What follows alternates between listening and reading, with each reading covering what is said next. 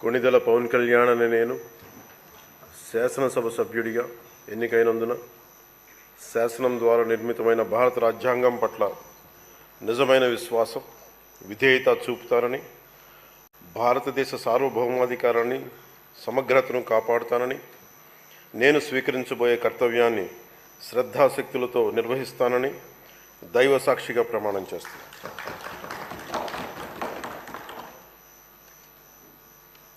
కొణిదెల పవన్ కళ్యాణ్ అనే నేను ఆంధ్రప్రదేశ్ శాసనసభ సభ్యుడైన కొణిదెల పవన్ కళ్యాణ్ అనే నేను సభా నియమాలకు కట్టుబడి ఉంటానని, వాటిని అనుసరిస్తానని, సభా మర్యాదలను పాటిస్తానని, సాంప్రదాయ